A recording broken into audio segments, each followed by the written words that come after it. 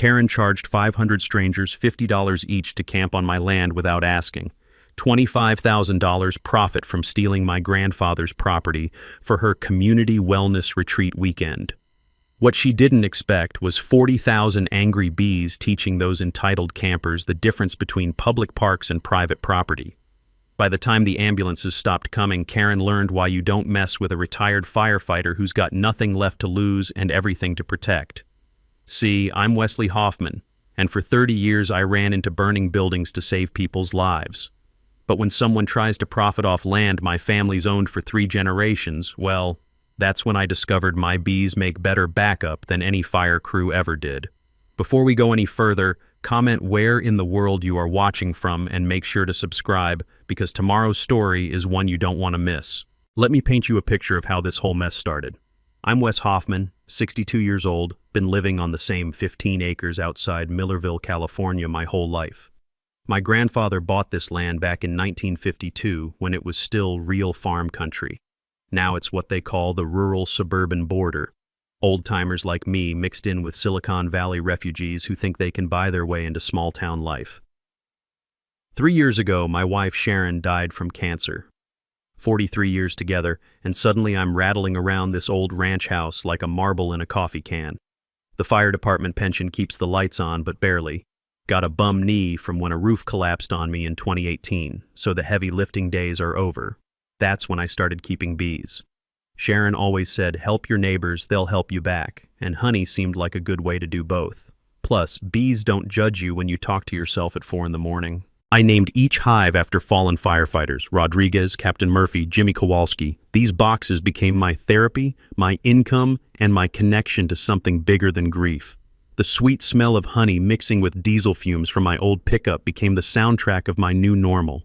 Every morning I'd make coffee with my own honey, walk the hive rows listening to that distant power line hum of 40,000 workers who actually knew their purpose. Then Karen Westfield showed up like a bad rash.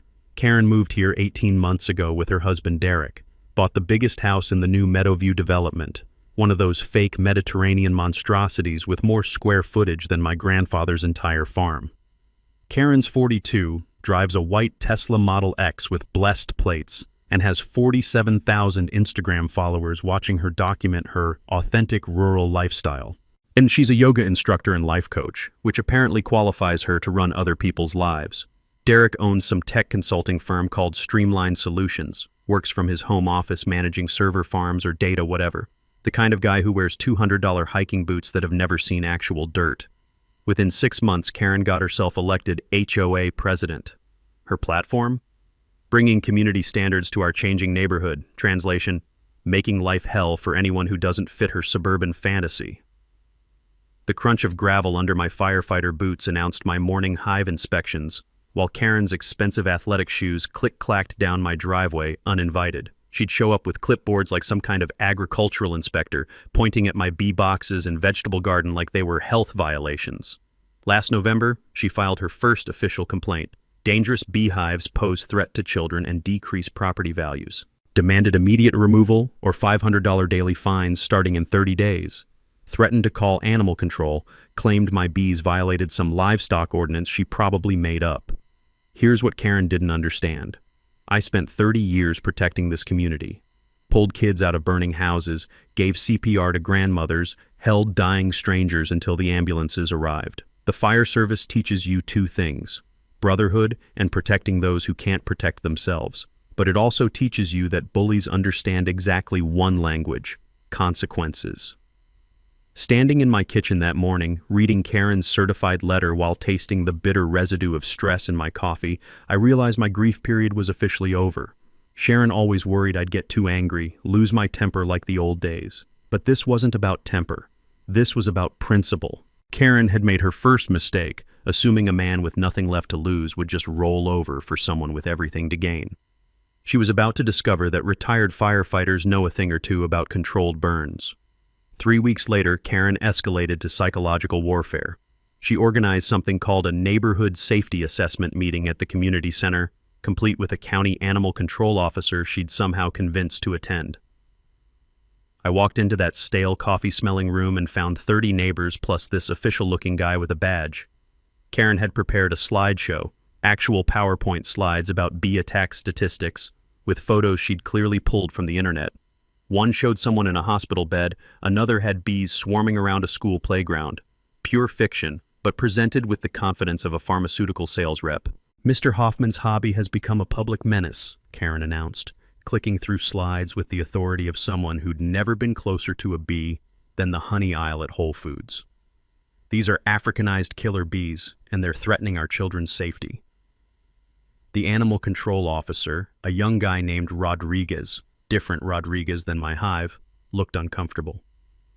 "Ma'am, I've reviewed the complaint, but I'm not actually a bee expert. I mainly handle dogs and cats." That's when I stood up, producing a folder thick enough to choke a horse. "Well, I am an expert, Rodriguez. 3 years of state certification, proper registration with the Agricultural Commissioner, membership in the Central Valley Beekeepers Association, and written support from 6 neighbors who actually like having pollinators around." I walked him through my permits, all current, all legal.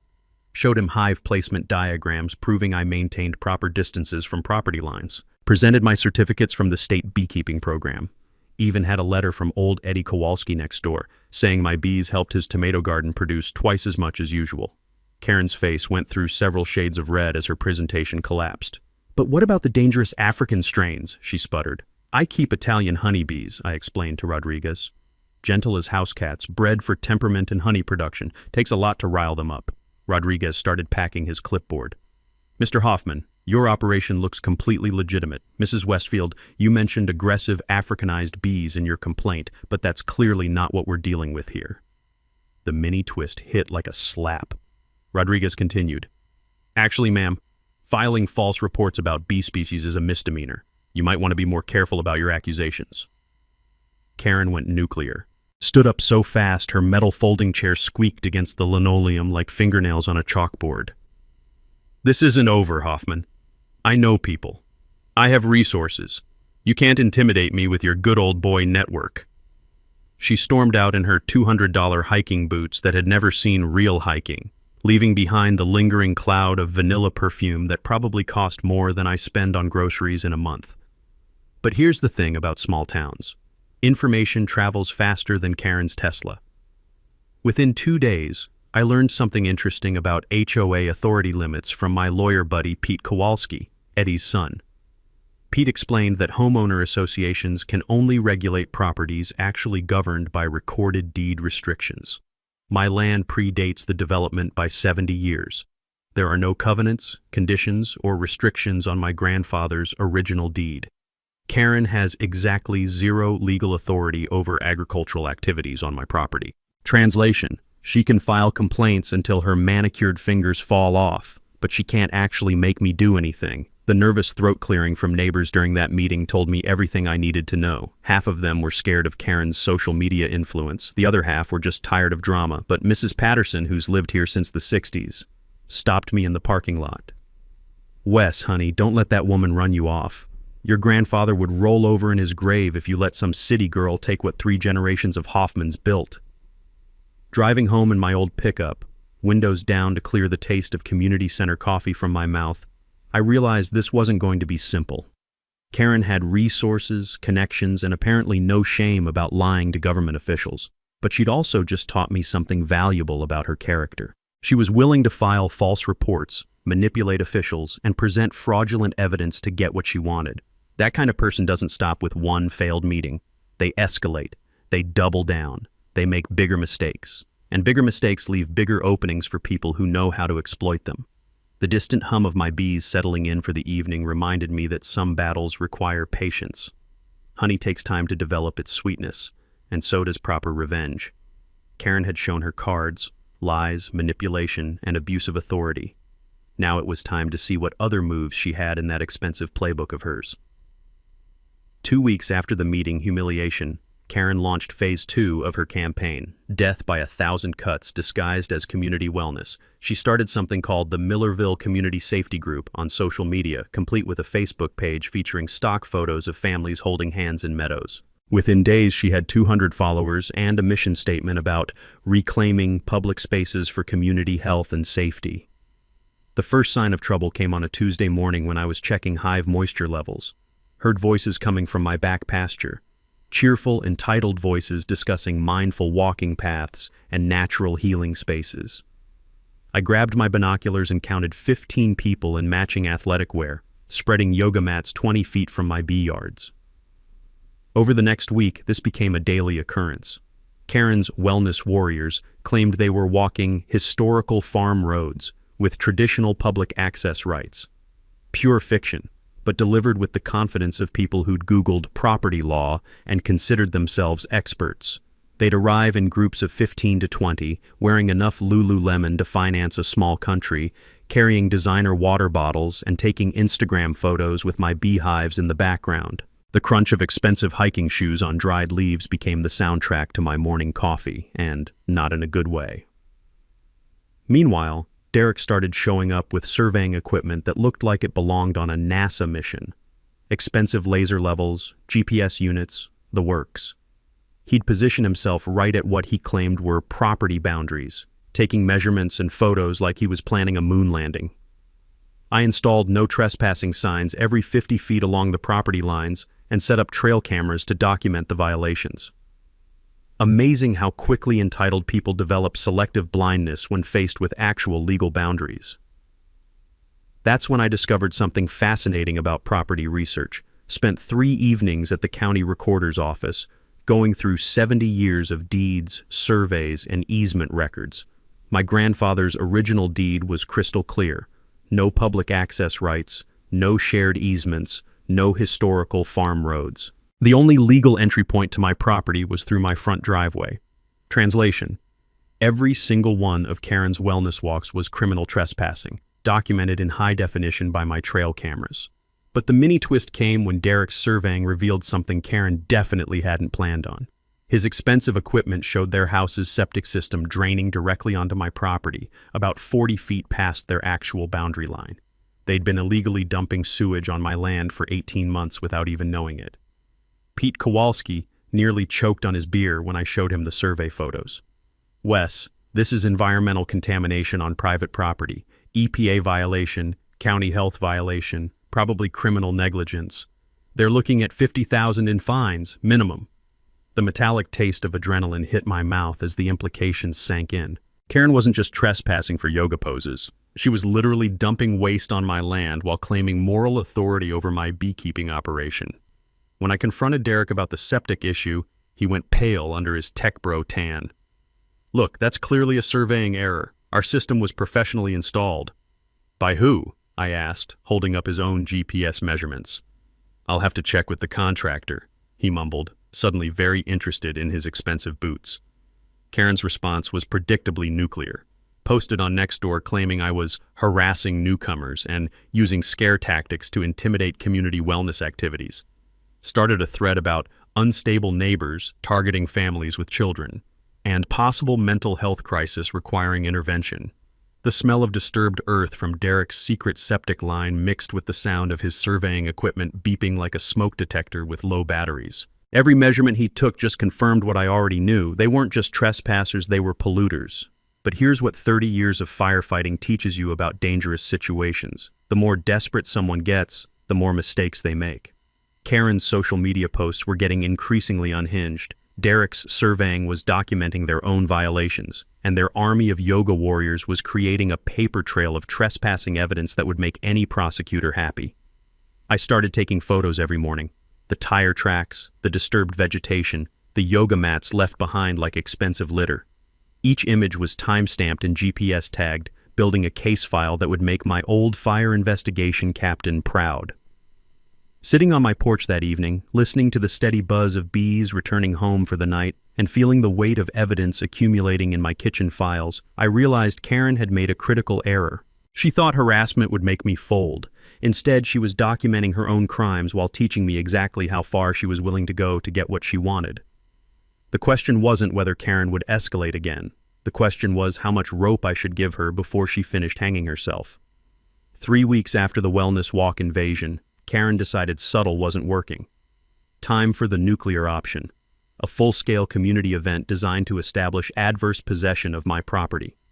She announced it on social media as the Community Wellness Retreat Weekend, a 2-day outdoor yoga and meditation festival for reclaiming community spaces and healing neighborhood divisions. The Facebook event page featured professional graphics, a lineup of guest speakers, and a location pin dropped right in the middle of my back pasture. 500 people RSVP'd within 48 hours. Karen had rented porta potties, hired food trucks, brought in a professional sound system, and was charging $50 per person for mindful camping under the stars. This wasn't trespassing anymore. This was a commercial enterprise built on stealing my land. The bass thump of workers setting up staging equipment echoed across my morning coffee ritual like distant thunder announcing a storm. I could taste the acid reflux building in my throat as I watched Karen directing the operation with military precision, clipboard in one hand, bullhorn in the other. But here's where it gets interesting. I'd spent those 3 weeks building my own case file, and I'd learned some fascinating things about adverse possession law from Pete Kowalski's research. Adverse possession requires 5 elements: open, notorious, hostile, exclusive, and continuous use for at least 5 years. Karen's event was open and notorious, definitely hostile, but one weekend doesn't establish continuous use, and 500 people camping doesn't create exclusive possession. Translation: someone can't steal your land just by throwing a big party on it once, no matter what legal-sounding terms they throw around. The mini-twist came when Sheriff Deputy Martinez arrived to serve Karen with my formal trespassing complaint. She'd received my call about the organized violation and brought backup, 2 squad cars and a county code enforcement officer. Karen met them at my property line wearing yoga pants and confidence. "Officer, this is a permitted community event on historically public land. Mr. Hoffman is trying to intimidate legitimate community activities." Deputy Martinez, who'd known my family for 20 years, looked at Karen's permits. "Ma'am, these are business licenses for Contra Costa County. We're in Sacramento County, and this property deed shows no public access rights whatsoever." That's when Karen produced her secret weapon, a folder full of what she claimed were historical easement documents, proving community access rights dating back to the 1940s. Professional-looking papers with official seals and legal language. I recognized the smell of fresh printer toner immediately. These weren't historical documents. They were freshly manufactured fiction, but they looked convincing enough to fool someone who hadn't spent 3 weeks researching the actual deed history. Deputy Martinez studied the papers while I produced my folder, the real deeds, surveys, and title reports from the county recorder's office. "Mrs. Westfield, where exactly did you obtain these historical documents?" "From the, county archives," Karen stammered, her yoga instructor composure cracking for the first time. "Strange," Martinez replied, "because I called the recorder's office before driving out here. There are no public easements on this property, and these document numbers don't exist in any county system." The weight of court papers in my manila envelope felt like vindication in physical form. Karen had just committed document fraud in front of a police officer while organizing commercial trespassing on private property. But the real twist came from the code enforcement officer, who'd been quietly photographing Karen's event setup. "Mrs. Westfield, you're operating a commercial event without proper permits, on property you don't own, with food service and camping facilities that violate at least 6 county codes." Karen's GoFundMe page for legal defense against extremist neighbors had raised $847 from people who'd never been to California, much less seen the actual property dispute. Reading her description was like watching someone describe a corporate pollution scandal instead of a hobby beekeeper protecting his grandfather's land. The nervous buzz of cell phone notifications from angry neighbors filled the afternoon air as news of Karen's document fraud spread through the community faster than wildfire through dry grass. Some supported her gentrification agenda, but forged legal documents to steal land? That crossed lines even her allies couldn't defend. Derek tried damage control, claiming the documents were consultant research and possibly outdated. But Deputy Martinez had already photographed everything and launched an investigation into the fraudulent papers. As the sun set on Karen's retreat setup, with porta potties positioned 50 feet from my bee yards and sound equipment powered by generators loud enough to wake the dead, I realized this was no longer about property rights or HOA authority. This was about a coordinated campaign to force me off land my family had owned for 3 generations. The question was, what were Karen and Derek really after? And more importantly, how far were they willing to go to get it? The answer came from the most unexpected source: Derek's own laptop. 3 days after the document fraud incident, my neighbor Eddie Kowalski knocked on my door with information that changed everything. His son Pete had been digging deeper into Streamline Solutions, Derek's tech company, and discovered something that made my blood run cold. "Wes, you're not going to believe this," Eddie said, spreading printouts across my kitchen table. The paper smell of fresh documents mixed with the bitter taste of morning coffee as I realized the scope of what we were dealing with. Derek's company specialized in server farms, massive data centers that require rural locations, high-speed fiber access, and cheap land. Through Pete's legal connections, we'd obtained Derek's business correspondence with commercial real estate brokers. Email chains dating back 6 months, site assessment reports, and financial projections that painted a very clear picture. Streamline Solutions had identified my 15-acre property as the perfect location for a $20 million server farm. Rural setting, existing fiber infrastructure from the county's broadband initiative, and what Derek described as motivated seller potential due to agricultural decline. The business plan projected $15 million in annual revenue from cloud hosting contracts with Silicon Valley companies. Derek had already secured preliminary agreements with 3 major clients pending site acquisition. But here's where it gets ugly. This wasn't Derek's first rodeo. Pete found records showing Karen and Derek had used identical harassment campaigns in 2 other California towns over the past 5 years. Moved in, targeted longtime residents with HOA violations and code enforcement complaints, forced below-market sales, then flipped the properties for massive development projects.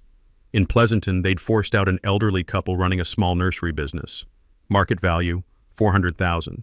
Sale price after 8 months of harassment, $250,000. Derek's development profit, $2.8 million. In Petaluma, they'd targeted a veteran with PTSD who raised therapy horses. 6 months of complaints about agricultural odors and safety hazards. Forced sale at 60% of market value. Derek's data center development netted $3.2 million. The smooth river rock Sharon used to fidget with during her cancer treatments felt cold in my palm as the implications hit. This wasn't random HOA harassment. This was calculated real estate fraud disguised as community improvement. Text messages between Karen and Derek, obtained through Pete's discovery process, showed their real attitude. "B-guy won't know what hit him. 6 months max and we'll have his land for half price. These rural types always fold when the legal pressure gets serious." Another message: "Community wellness angle is perfect cover. Who's going to argue against yoga and meditation? Old-timer looks like the villain trying to stop healthy activities." The sound of Pete's pen clicking during our phone calls became the rhythm of revelation as more evidence emerged. Derek had commissioned professional soil surveys, environmental impact studies, and infrastructure assessments of my property, all done without my knowledge or permission through county records and aerial photography. They knew my property's development potential better than I did. The server farm would generate more revenue in 2 years than my grandfather's farm had produced in 70 years. And Karen's harassment campaign was designed to break my will, drain my resources, and force a desperate sale. But they'd made one critical mistake. They assumed I was just another obstacle to remove, not someone with 30 years of experience investigating how disasters happen and who's responsible. Sitting in my kitchen surrounded by evidence of their fraud, feeling the weight of betrayed community trust and deliberate manipulation, I realized this wasn't about defending my property anymore. This was about stopping predators who used community development as cover for systematic theft. Karen and Derek had turned neighborhood improvement into a weapon, and they were planning to use it again on the next unsuspecting family. Time to show them what happens when you pick a fight with someone who has nothing left to lose and everything to fight for. That night, sitting at my kitchen table with evidence spread like a war map, I started planning the kind of operation that would make my old fire captain proud. This wasn't about revenge anymore. This was about controlled demolition of a fraud scheme before it destroyed more families. First, I needed to understand my weapons. Spent the next week researching bee behavior during disturbances, and what I learned was fascinating. When hives detect threats, loud noises, vibrations, unfamiliar scents, guard bees release alarm pheromones that trigger colony-wide defensive responses. Multiple disturbed colonies create what beekeepers call a cascading alarm effect. Translation: scared bees protect their home, and when 500 strangers start stomping around screaming, 40,000 bees take it personally. Eddie Kowalski helped me modify 6 hive stands with motion-activated release mechanisms. Simple gravity-fed systems that would drop entrance restrictions when triggered by movement, allowing full colony access. The smell of wood stain on modified equipment mixed with Eddie's muttered complaints. 30 years I lived next to your grandfather. Never had to weaponize bees back then. The feel of smooth, worn hammer handles from Grandpa's toolbox connected me to 3 generations of men who'd defended this land through depression, war, and drought. Now it was my turn to protect what they'd built. On the legal front, Pete Kowalski was building a case file that would make any prosecutor salivate. Documented pattern of fraud across multiple counties, forged documents, environmental violations, commercial trespassing, and conspiracy to commit real estate fraud. We filed formal complaints with the state attorney general and contacted the FBI's white-collar crime unit. But the immediate strategy focused on Karen's camping event. She'd positioned it 50 feet from my bee yards, claiming she wanted to prove the bees are harmless to her followers. Perfect. Let her prove it. I researched property defense law and discovered something interesting. Landowners can use reasonable measures to protect property from mass trespass, including natural deterrents like livestock or insects. As long as the bees were legally on my property and the event was illegal trespassing, any consequences were Karen's responsibility. The motion sensor systems were elegantly simple. Eddie rigged them to detect significant movement within 20 feet, about the distance Karen's sound system would be positioned. Loud music, bass vibrations, and crowds of people would trigger releases on all 6 hive stands simultaneously. Testing the system with honey samples revealed optimal timing. Bees respond to pheromone alarms within 30 seconds, with full defensive swarms emerging in under 2 minutes. Enough time for maximum chaos, but not enough for quick escape. I contacted Deputy Martinez with detailed evidence of the planned trespassing event, complete with Karen's social media posts advertising commercial camping on my property. She assured me sheriff's units would be positioned nearby to respond to complaints. Then I called Channel 7 News, told them about the Community Unity event that would demonstrate natural property protection methods. Didn't mention the bees specifically, just suggested they might want to film the interaction between entitled urban campers and authentic rural lifestyle. The financial calculation was sobering. Karen's harassment had cost me $3,000 in legal fees, lost productivity from stress, and property damage from trespassers. But Derek's server farm would generate millions while destroying the agricultural character that made this community special. Time to show them that rural doesn't mean passive. I reached out to victims from Derek's previous schemes in Pleasanton and Petaluma, both families eager to provide testimony about identical harassment patterns. The elderly couple from the nursery business were particularly helpful. They'd kept detailed records of every violation notice, every fraudulent complaint, every intimidation tactic. By Friday night, everything was in place. Hive release systems tested and armed. Legal documentation filed with appropriate authorities. Media alerted to potential news event. Evidence packages prepared for immediate distribution. The weight of Sharon's worry stone in my pocket reminded me she'd always said, "Help your neighbors." Well, stopping predators who destroy communities definitely counted as helping neighbors. Karen's final social media post that evening announced 500 confirmed attendees for Community Healing Weekend. She'd positioned the event as a victory over extremist property owners trying to intimidate legitimate community activities. Perfect. Let her bring 500 witnesses to her own destruction. Saturday morning would start with Karen's opening ceremony, complete with microphone and amplified music positioned exactly where my motion sensors were calibrated.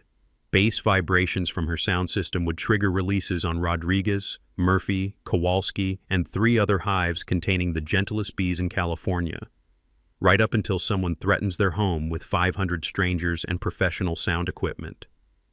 The distant hum of my colony settling in for their last peaceful night felt like the calm before a storm that would teach Karen Westfield the difference between community improvement and property theft. Friday morning, 18 hours before Karen's camping event, she made her most desperate move yet, attempting to bribe a county inspector to shut down my beekeeping operation permanently. Inspector Jim Valdez arrived at 8:30 sharp, clipboard in hand, and county vehicle gleaming in my driveway. Professional guy, been doing agricultural inspections for 15 years, known for playing everything by the book. Behind him, Karen emerged from her Tesla like a backup dancer who'd missed her cue. "Mr. Hoffman, we've received multiple complaints about your operation exceeding hobby-scale limits," Valdez announced, though his expression suggested he wasn't buying Karen's story. "Mrs. Westfield has provided documentation suggesting commercial-level activity." Karen produced her laminated inspection checklist, clearly printed from some random beekeeping website, and started directing Valdez around my property like a substitute teacher managing a field trip. "See how many hives he has? That's definitely commercial. And look at all this equipment." I walked Valdez through my actual records. 12 active hives, well under the 25 hive limit for hobby classification. 3 years of honey sales documentation showing $400 monthly income, nowhere near the commercial threshold of $5,000 annually. Current registration with the Agricultural Commissioner, proper protective equipment, bee health certificates updated every 6 months. "Everything looks completely legitimate," Valdez told Karen, making notes on his official forms. The metallic scratch of his pen on county paperwork sounded like vindication. "Mr. Hoffman's operation is properly registered, appropriately scaled, and fully compliant." That's when Karen made her fatal mistake. She pulled Valdez aside, thinking I was out of earshot while checking hive moisture levels. But 30 years of firefighting teaches you to hear everything, especially when people think you're not listening. "Look, Jim, I know this seems minor, but this guy is really causing problems for our community development," Karen said, her voice dropping to what she probably thought was conspiratorial. "What would it take to find some violations? Maybe something about hive placement or bee density?" The taste of metallic adrenaline hit my mouth as I realized she was openly attempting bribery. "I understand you're busy, and this probably seems like a waste of time," she continued, reaching into her designer purse. "Maybe this would compensate you for the extra documentation required for a thorough investigation." She handed him an envelope. Thick envelope.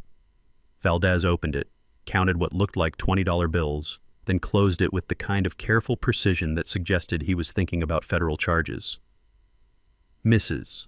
Westfield, are you offering me money to falsify an inspection report?" "I'm offering a consulting fee for comprehensive agricultural assessment services," Karen replied, apparently believing lawyer speak would make bribery legal. That's when Eddie Kowalski's voice came from behind the bee shed. "Got it all on audio, Wes, crystal clear." The mini twist hit Karen like a freight train. Eddie stepped out with his phone, recording app still active, grinning like a man who'd just won the lottery. "Amazing what you can hear when you're just checking honey levels, ain't it?" Valdez handed the envelope back to Karen with the kind of disgusted expression reserved for people who offer bribes to public officials. "Ma'am, attempting to bribe a county inspector is a felony, carries 2 to 5 years in prison, plus fines." Karen went pale under her yoga studio tan. "That wasn't a bribe, that was a consulting payment for professional services." "No, ma'am, it wasn't," Valdez replied, photographing the envelope with his county-issued phone. "And this isn't my first rodeo with development-motivated inspection requests. I'm filing a report with the district attorney's office this afternoon." Karen's nervous laugh sounded like a smoke detector with dying batteries as she realized her real estate fraud scheme had just graduated to federal crimes. Bribing government officials creates paper trails that investigators love, documented corruption with clear motives and obvious beneficiaries. As Valdez packed his clipboard, he mentioned something that made my blood run cold. "Mrs. Westfield, this is the second time in 6 months someone's tried to bribe me over bee inspections. Previous case involved a woman in Petaluma who wanted me to cite violations that didn't exist. Same story. Community development concerns." Eddie and I exchanged looks. Derek and Karen's fraud pattern included bribing the same inspector in multiple counties. This wasn't just systematic theft. This was a criminal enterprise with documented standard operating procedures. After Valdez left, Karen tried damage control, posted on social media claiming the inspector was compromised and influenced by old boy networks, demanded state investigation into biased enforcement and favoritism toward non-conforming properties. But her camping event was still scheduled for tomorrow morning with 500 people planning to trespass on my property while she faced felony bribery charges. The weight of evidence accumulating against her felt like inevitable justice finally gaining momentum. Sitting on my porch that evening, listening to my bees settling in for the night, I realized Karen had just made the same mistake that destroys most criminals. She'd escalated faster than her judgment could keep up with her desperation.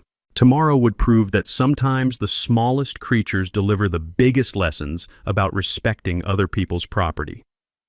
Saturday morning arrived with the kind of crisp autumn air that makes rural California feel like paradise.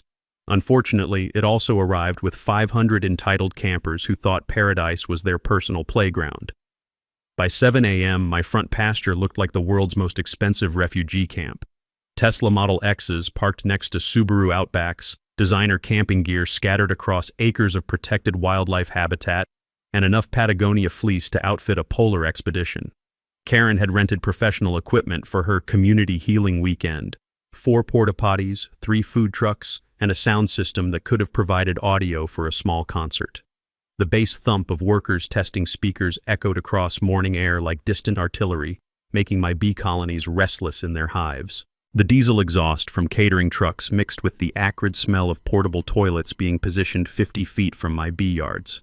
Karen had chosen this location deliberately, telling her followers she wanted to prove the bees are harmless, while reclaiming community space from extremist property owners. Derek arrived with the same surveying equipment that had revealed their septic system violations, clearly planning to use the event chaos as cover for officially staking property corners. His expensive laser levels and GPS units were positioned around my actual boundary lines, ready to create fraudulent survey documentation, while 500 witnesses were distracted by yoga and meditation.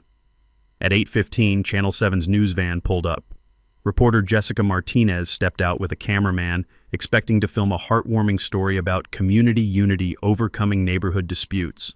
She had no idea she was about to witness the most spectacular property rights defense in Northern California history. Karen opened the event with a microphone and professional sound system, addressing her followers like a motivational speaker at a corporate retreat. Welcome to Community Healing Weekend, where we're proving that mindful activities and positive energy can overcome negativity and exclusion. The nervous hum of my bee colonies sensing disturbance grew louder as Karen's amplified voice carried across my property. 40,000 bees don't appreciate uninvited speeches at 8:30 in the morning, especially when those speeches include bass frequencies that vibrate through their hive boxes. Today we're reclaiming spaces that have been closed to community wellness, Karen continued, positioning herself directly where my motion sensors were calibrated. We're showing that fear and hostility cannot stop positive change. Perfect. Bring 500 witnesses to your own destruction while providing audio commentary for the news cameras. That's when Karen made her final mistake. She directed the sound engineer to turn up the bass for full community impact, apparently believing louder music would somehow legalize mass trespassing. The bass vibrations from her professional speakers triggered motion sensors on all 6 hive stands simultaneously. Rodriguez's hive released first, 20,000 Italian honeybees emerging like a dark cloud over Karen's yoga platform.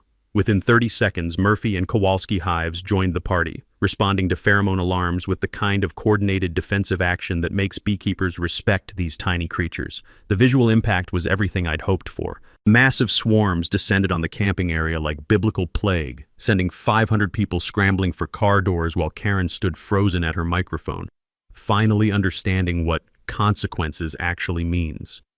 Food truck drivers abandoned equipment and sprinted for their vehicles. Yoga mats became frisbees as people threw them aside while running. Designer camping gear scattered across my pasture like expensive tumbleweeds as panic spread faster than the bee swarms. Karen's amplified voice cut through the chaos. Everyone stay calm. This is just a temporary bee disturbance. Do not let extremist tactics intimidate our community healing. But 40,000 angry bees don't care about community healing, and they definitely don't respond to motivational speaking. Deputy Martinez arrived just as Derek dropped his surveying equipment and ran for his Tesla, abandoning his attempt to establish fraudulent property boundaries. She'd been positioned nearby, ready to respond to trespassing complaints, but hadn't expected to witness such spectacular natural justice. Jessica Martinez and her cameraman captured everything in high definition. Karen's meltdown, Derek's surveying fraud attempt, 500 people fleeing angry bees, and the sweet sight of entitled trespassers learning that property rights aren't just suggestions. The sound of car engines racing to escape mixed with angry buzzing, and Karen's increasingly desperate attempts to maintain control of her community healing narrative. But there's no controlling natural consequences, especially when you've triggered defensive responses from creatures that have been protecting their homes for millions of years. 23 people got stung during the evacuation. 6 required emergency transport for allergic reactions. Every single one had been illegally trespassing on my property while participating in Karen's fraudulent land grab scheme. As the last Tesla disappeared down my driveway, leaving behind scattered camping gear and abandoned yoga mats, I realized the most satisfying part wasn't the chaos. It was watching Karen finally understand that some things can't be bought, bribed, or bullied into submission. The bee swarms had barely settled when the real show began. Sheriff's units arrived first. Deputy Martinez plus 2 backup cruisers responding to mass disturbance with injuries. Then the ambulances, sirens wailing across rural morning air as allergic campers learned the hard way about respecting private property. Finally, Channel 7's second news truck, because apparently bees versus entitled campers, was breaking news worthy of live coverage. Karen stood in the middle of it all, still clutching her microphone like a ship captain refusing to abandon a sinking vessel. Her white yoga pants were stained with grass and panic sweat. Her carefully styled hair looked like she'd stuck her finger in an electrical outlet, and her voice carried the kind of hysteria that makes great television. "This was a coordinated attack," she screamed at Jessica Martinez's camera. "Hoffman deliberately released killer bees to assault peaceful community members." Deputy Martinez looked at me with the expression of someone who'd heard this story before. "Mr. Hoffman, did you intentionally release bees to attack these people?" "No, ma'am," I replied, standing calmly on my front porch with a coffee cup that tasted like victory. "Bees don't like loud strangers on their property. Neither do I. Natural consequences for unnatural behavior." That's when Derek emerged from his Tesla, still carrying the surveying equipment that would prove their fraud scheme. Deputy Martinez immediately noticed the expensive gear. "Sir, what exactly were you surveying on someone else's property?" Derek went pale under his tech bro-tan. "Just, checking boundary lines for the community event." "Without permission from the property owner? While trespassing?" Jessica Martinez thrust her microphone toward Derek as he realized 500 witnesses had just watched him attempt property fraud on live television. "Sir, can you explain why you were surveying private property during an unauthorized camping event?" That's when I decided it was time for my mic drop moment. "Jessica, I've got something your viewers might find interesting," I said, producing the folder that had been sitting on my kitchen table for 3 weeks. "Karen and Derek aren't just organizing illegal camping trips. They're running a real estate fraud scheme that's been targeting rural families across Northern California." Mom, I handed her Derek's business correspondence, the emails about server farm development, and evidence from previous harassment campaigns in Pleasanton and Petaluma. They force people off their land with HOA harassment, buy below market value, then flip for massive development profits. My property was targeted for a $15 million server farm. Karen's face went through several shades of red as Jessica read Derek's emails on camera. "These documents show your husband's company planned to purchase Mr. Hoffman's land for commercial development. Is this camping event part of a harassment campaign designed to force a property sale?"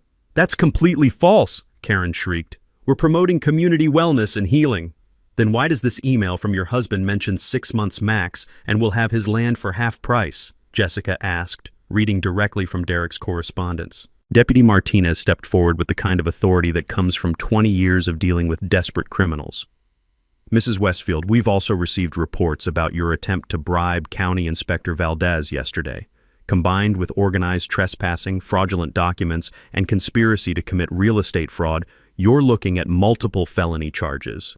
The taste of satisfaction was better than honey as Karen finally understood her community healing weekend had become a public exposure of criminal enterprise. 47 cars worth of her followers were driving home with bee stings and stories about the yoga instructor who'd led them into illegal camping on private property.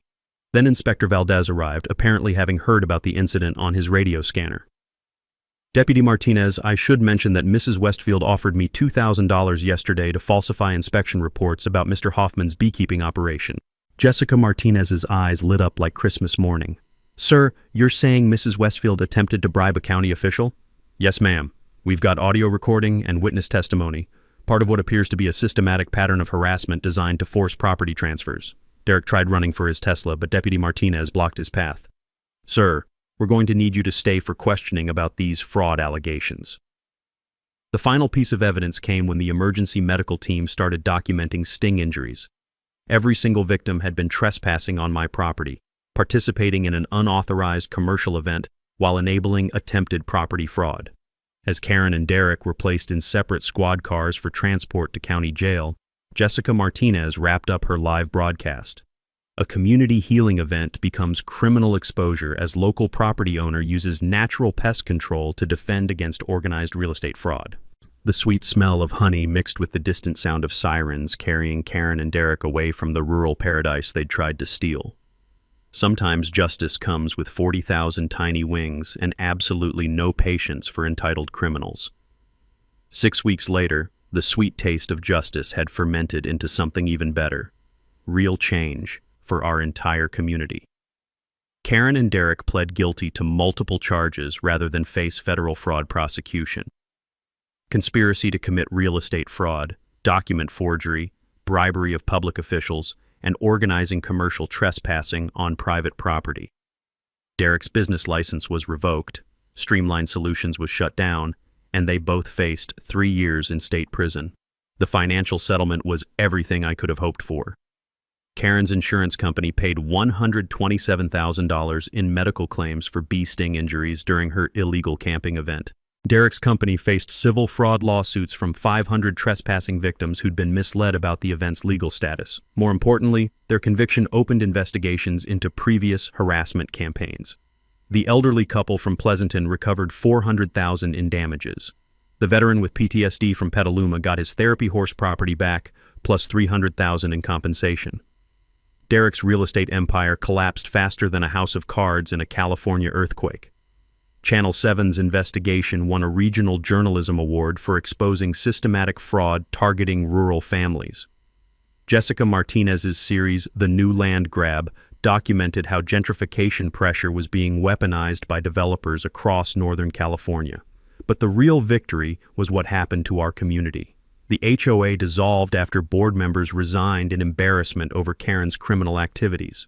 Property values stabilized without development pressure. Most of Karen's wellness warriors apologized personally, admitting they'd been manipulated into believing fake legal claims about public access rights.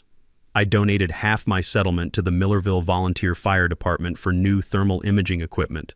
The other half funded Neighbors Helping Neighbors, a honey delivery program for elderly residents who can't drive to farmers markets. Mrs. Patterson gets 2 jars monthly, Eddie Kowalski trades honey for tomatoes from his garden, and 6 other longtime residents receive sliding scale pricing that makes premium honey affordable on fixed incomes. The elementary school added my property to their agricultural education program. Once a month, I teach kids about pollination, honey production, and why protecting rural agriculture matters for everyone. Amazing how enthusiastic 8-year-olds get about bee biology when you explain that their food depends on pollinator health. The most unexpected healing came when my daughter Jennifer called from Oregon. She'd seen Channel 7's news coverage and realized her stubborn father wasn't just a grief-stricken hermit anymore. He was someone willing to fight for principle and community. She visited with my grandkids that Christmas, watching 6-year-old Emma carefully examine bee frames while her brother Jake asked endless questions about hive management, reminded me that some things matter more than honey production: family, legacy, teaching the next generation to stand up for what's right. The Veterans Therapy program started in spring.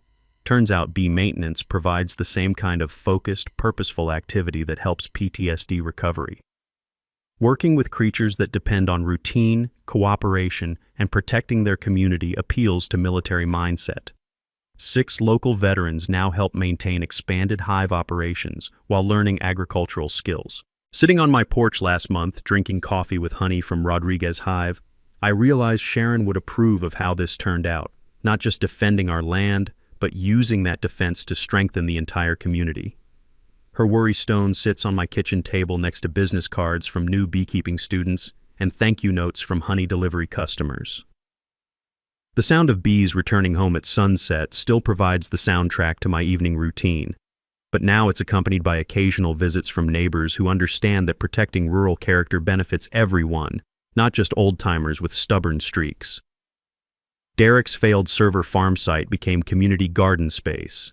Karen's abandoned wellness retreat concept was replaced by actual community events, harvest festivals, beekeeping workshops, and agricultural education programs that bring people together instead of driving them apart. The crunch of gravel in my driveway now announces friends instead of trespassers, students instead of harassment campaigns, and deliveries of fresh vegetables instead of legal complaints. 3 things I learned from this experience. Document everything, know your property rights, and never underestimate the power of 40,000 tiny allies who don't appreciate trespassers. What's your HOA nightmare story? Share it in the comments below and remember to subscribe for more justice-served stories. Sometimes the smallest creatures deliver the biggest lessons about standing up to bullies who think they can steal your life's work. Community matters. Truth wins. And honey really is sweeter when it's earned protecting what you love.